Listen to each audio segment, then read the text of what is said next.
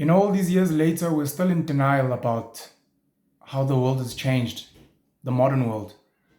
And we're still trying to force ourselves into molds that almost don't exist anymore. You know, I see it with religious people, cultural people, um, people that are formally educated, people in certain spaces. They are refusing to evolve. And look, I do think a part of it is fear. I think a big part of it is a lack of leadership, clear, articulate, visionary leadership on the way forward.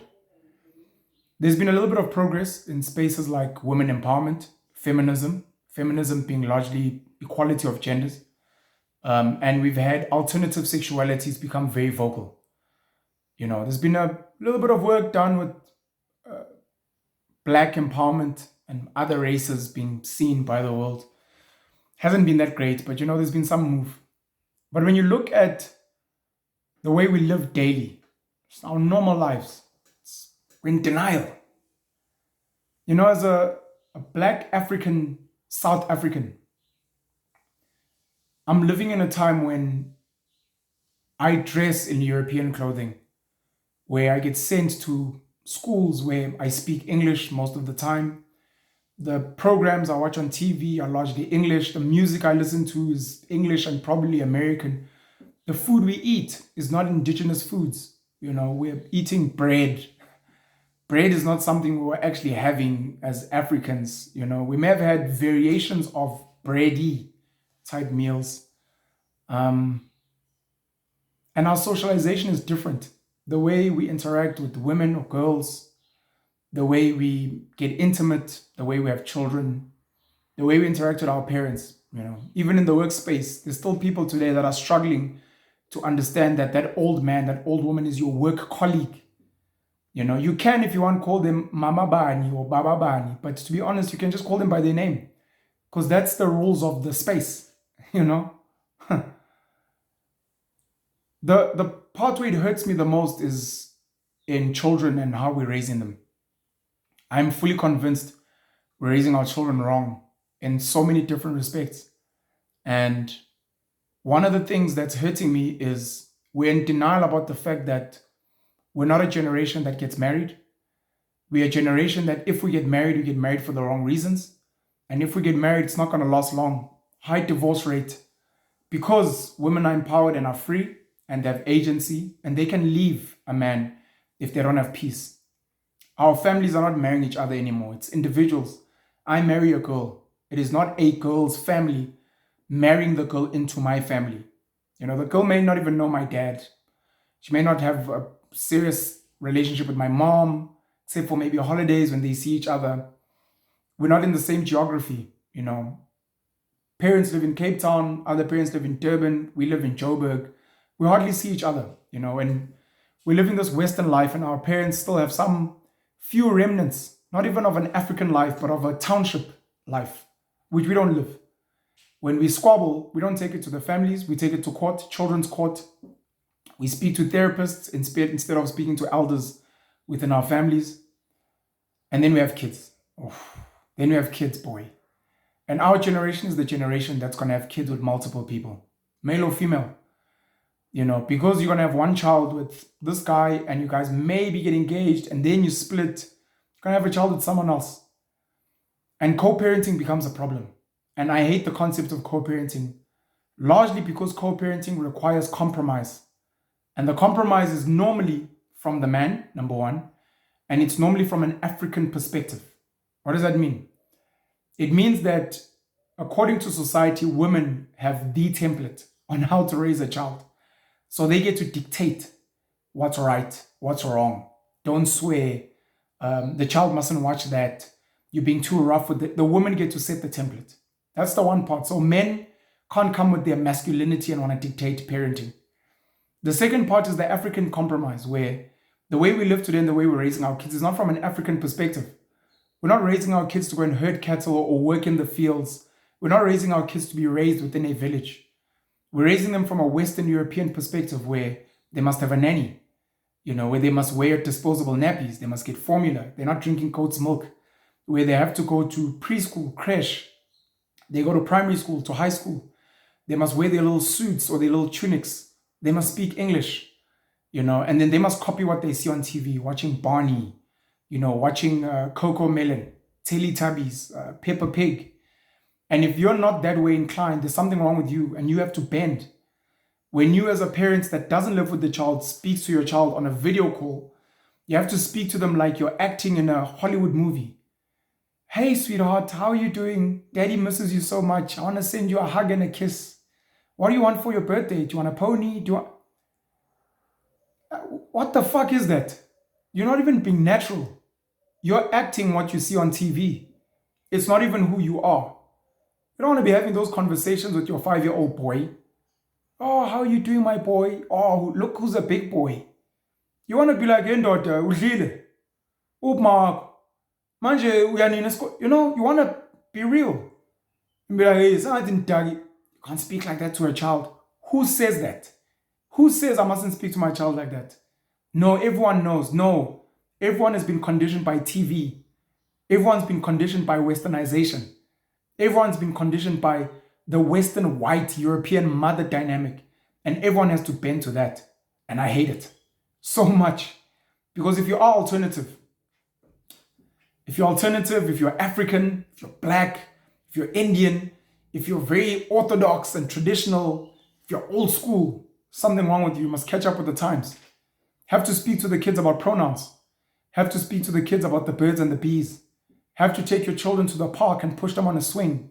Take your kids out for ice cream. Teach your children how to ride a bike. Can't be sending your child out to go and herd cows the whole day. Can't take the child fishing. It's dangerous. You can't be fighting with the child physically to strengthen them. Can't take the child to the shooting range. That's inappropriate. You're exposing the child to guns. One of my children's mothers didn't want my son to be exposed to an animal being slaughtered. It's going to traumatize the child. I'm like, are you fucked? What? No, the child will be traumatized. Can't make the child learn how to fix a car. They're too young. It's child labor. Who decides that? Some imaginary force somewhere. Anyways, so the children's court gets to represent children in the modern age. And when you go to court, they put the child first. What's meant to happen is the children's court is meant to speak for the child, as if the child was an adult. And mom must speak for her side. Dad must speak for his side. And then the court speaks for the child. But generally the courts, again, bend to the mother template and the Western European mother template. No, dad, this is what must happen with the child. No, dad, you must... I don't want to do that. No, but the court and the law say... Whose law? African law? Father's law? The black way of doing things? The Chinese way of doing things? No.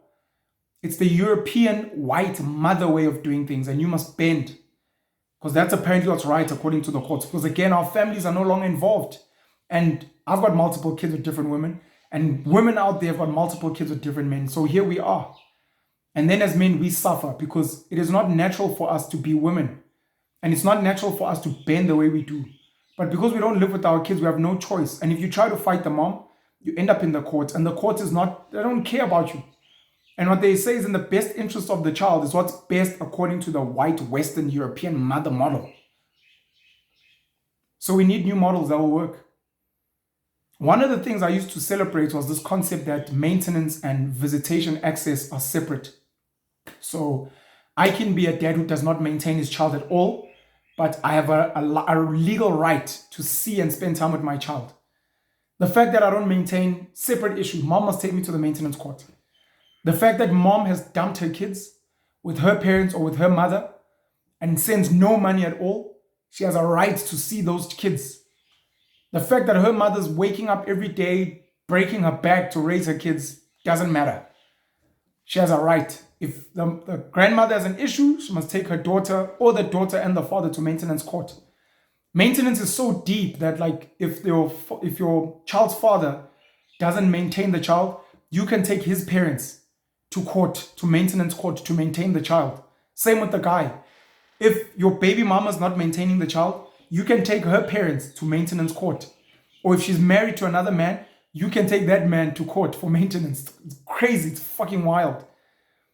because we've outsourced a lot of our thinking and our behaviors. We can no longer, as families, I call my mother, my father, my siblings. You call your mother, your father, your siblings, and we sit and we try and find solutions amongst ourselves because we are stakeholders to this child. We don't do that. Our families are broken. I may not know my dad. You may not know your mom. I beefing with my siblings. Your siblings are maybe overseas. So we go to court to strangers that have zero vested interest in the well-being of our child. If our child becomes a cokehead, they don't care. If our child becomes president, they don't fucking care. They're just there to do their job. And if anything, they need us fighting to have jobs. Once we can find a way for our families to resolve their own problems, they no longer have jobs. The magistrate gets retrenched. The clerks of the court get retrenched. The lawyers don't make money. They need us to not need our families and our friends to resolve our issues. They need us to need them to resolve our issues. That's how pathetic we've become as a society. Never mind the fact that you and I can't resolve these things together as mom and dad. Our families cannot resolve them. We have to go and ask strangers who don't give a flying fuck. We're on a roll there and they call us in, Mr. Mlojwa and Miss Banbani, come in the matter of, and the magistrate shouts at you and they postpone and you need to come back and you must get a lawyer and you must bring evidence and they don't give a fuck. I used to support the separation. I don't anymore. And I understand that people don't have money, especially in this country. Half of the country is on a grant.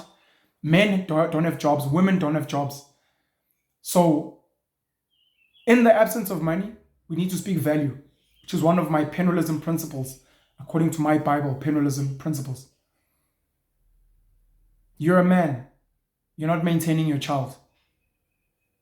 And I'm like, but what did you eat today? If you could do that, you can share that quota with your child. Where did you get your clothing? Second-hand clothing somewhere. Go hustle at the same place and get your child clothing there. Where did you sleep? Back room. You can sleep with the child next to you there. Clearly you have a place to sleep. Clearly you can make a plan to get clothing. Clearly you get a way to eat every day. Do that for your child. We live in a country with gang social welfare. So your child's going to study for free and get fed at school. Your child's going to get free healthcare. You might even qualify for an RTP house. So you don't even need to worry about those things. And then there's the grant. SASSA grant, the child grant. I think it's 490 now, which women love hiding behind. So many women on social media, my child's father doesn't maintain. I'm like, why not? He's not working. But he must maintain if he wants to see his child. And I'm like, but are you working? No, I'm not working. But then you shouldn't have the child. No, but utoli grant. That grant is not yours, Siswam. The grant belongs to the child. The fact that the child lives with you and you collect the grant doesn't mean it's your grant. You are just as useless as dad. And you must, like dad, find a way. Whether it's your family, your friends, whether you're hustling in the streets, selling amakwinya, it doesn't matter. Make a plan. If anything, every time dad has the child, give him the card. It's not your card. It's the child's card. If the child lives with your mother must keep the card. It's not your money. So you are unemployed like dad. You're just as useless. Find a way to add value in the child's life. And for me, if a person is not adding value to the child's life, I understand it now today. You should not be entitled to the child. I know we made the child together, but I mean, sex is 3-minute fucking thing and the guy ejaculates. Well done, Sakbonge. Maybe you can give the child a name, but that's as far as it goes. Now that this thing is born, this thing, which is like a calf, it's like a baby cow. This thing needs to eat. It needs shelter, it needs protection. And if you're not providing that, you should not be entitled to any of the milk. You should not be entitled to enjoying this thing at all. The fact that you're the mother or the father is not good enough. And society has made us believe it's good enough. It's not. The people who are raising the child, feeding the child, housing the child, etc., they should get the benefits of the child. If I'm housing the child, feeding the child, paying their school fees, I should enjoy the benefits of the child and you should not. But now the question becomes, since we're split and we don't live together, what's the solution? And I think one solution we need to look into is renting the child.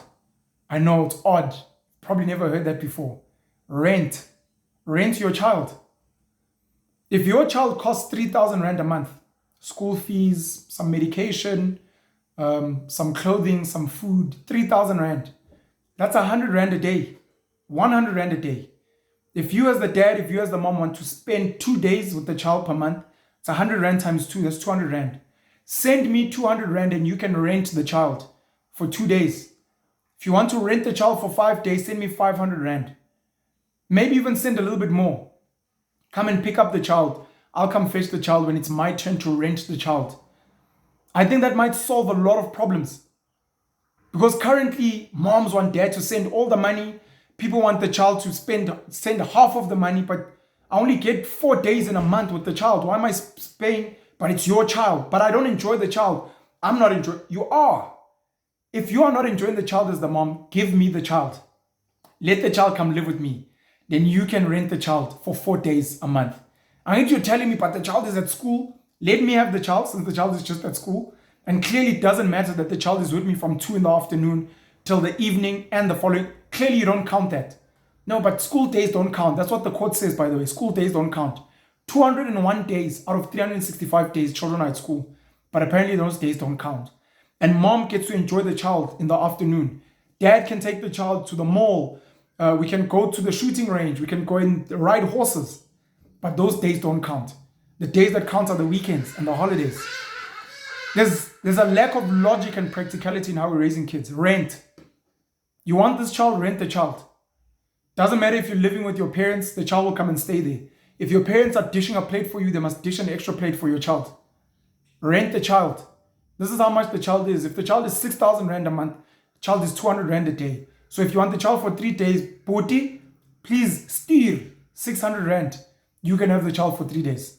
Can enjoy it. If the child cracks jokes, you laugh. If the child can dance, you laugh. If you need to send someone to go and make you tea, enjoy. I'm renting this child to you. We do it with animals. We do it with tools. We do it with cars.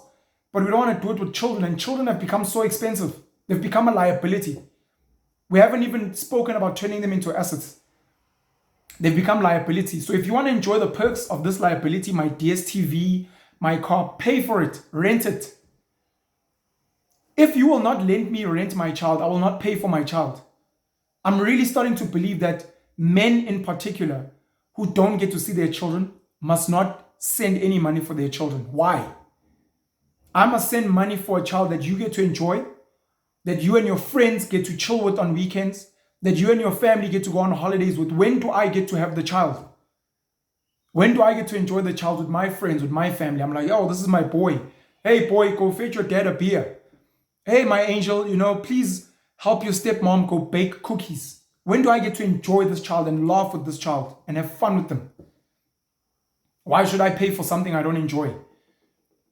There's something wrong and we need to have a conversation. And look, the solutions may not be the ones I'm giving, but hopefully we can be innovative and practical because, again, we're not being honest about the fact that our lives have changed. The way we're living has changed and we need solutions. If we've got 2 kids, give me one, keep one. And then we can organize play dates with our children.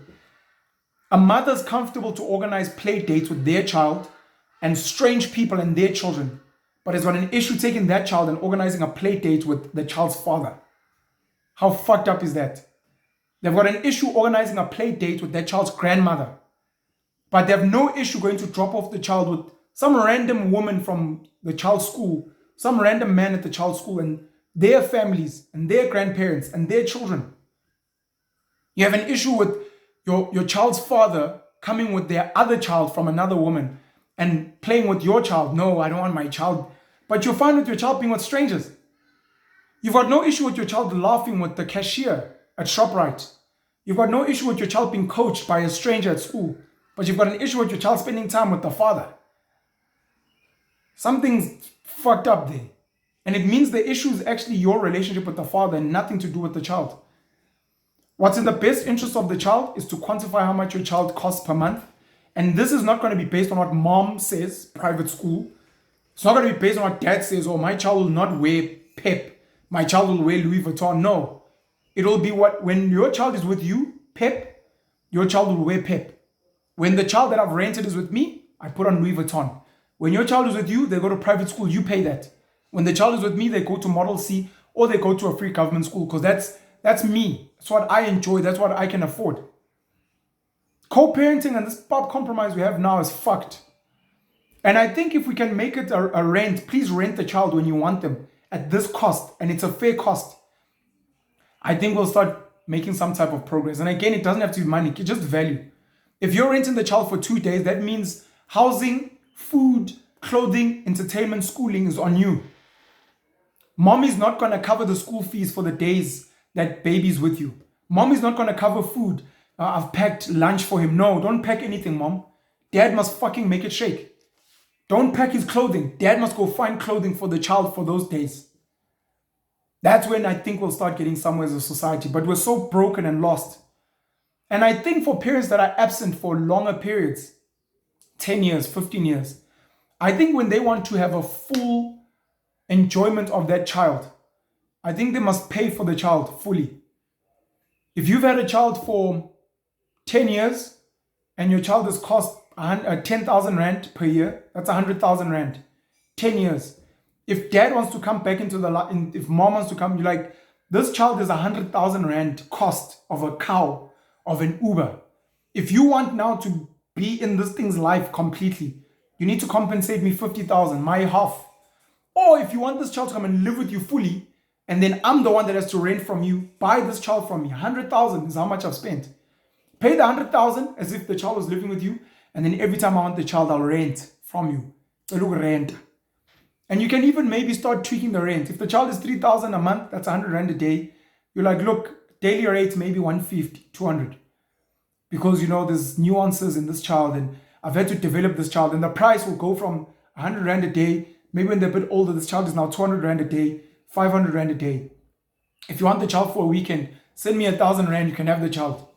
Pay rent so that I can cover the child's school fees and the fact that they look healthy. Men want to show up and ask, where's my child that you haven't fed? That child died. No, but the child isn't dead. How do you know? Because you're not feeding the child. You're not housing the child. How do you know the child hasn't been kidnapped, trafficked?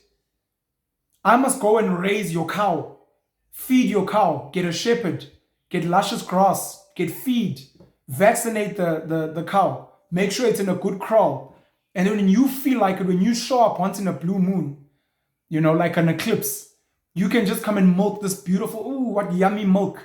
Ooh, look at the nice coat of this cow. Where have you been, swine? You have to contribute to the well-being of a child. Otherwise, you should not be entitled to the benefits of the child. It's a conversation that I'm starting. And you may not agree with me. You may think I'm talking bullshit. It's fine. I would like for you to come up with solutions. Times have changed. We're not getting married. We're not having sex before marriage. We're free. We're liberal. Women get to sleep with whoever they want. They get to abort without consulting the man, the boy, or even their own families. They take morning after pills.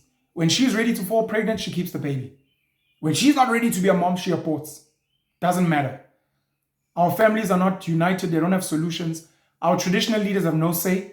Our pastors have no say. Our political leaders have no direction. The courts are focused on just making money.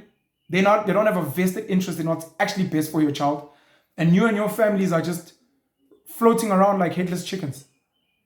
And the kids are being destroyed. And these broken kids are growing up to become broken adults and to create a broken society. We need solutions. I'm putting my hand up to lead. I'm offering solutions.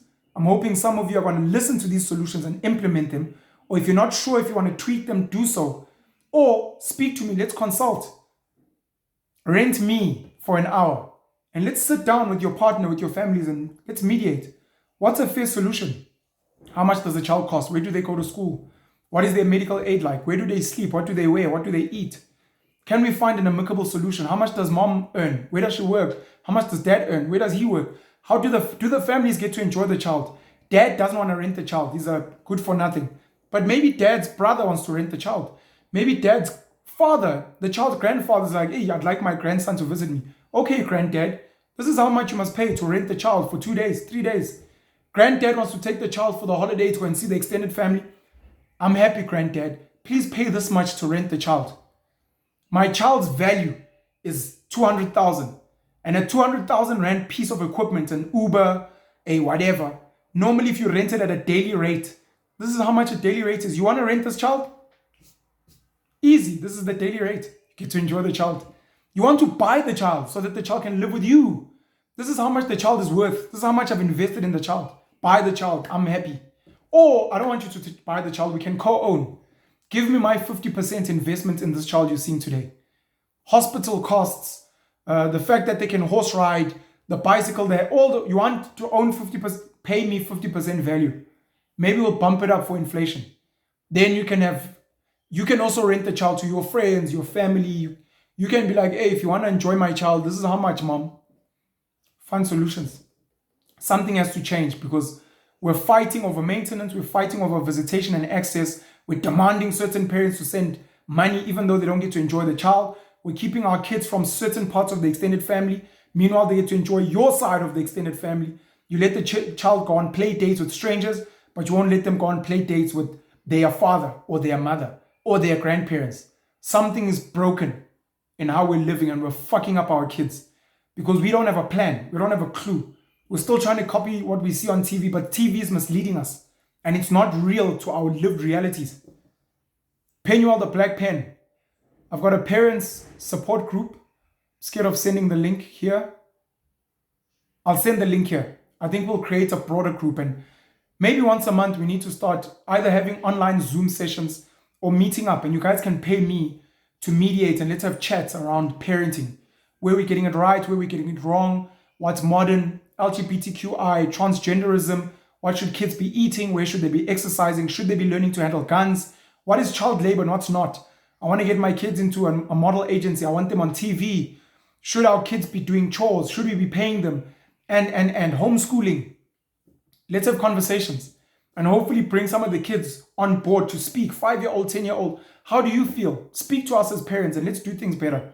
I'll drop a link to my WhatsApp group, my parents support group. And I think I'm going to move it to Telegram because WhatsApp is limited to 512 people. On Telegram, I think there's a bigger allowance.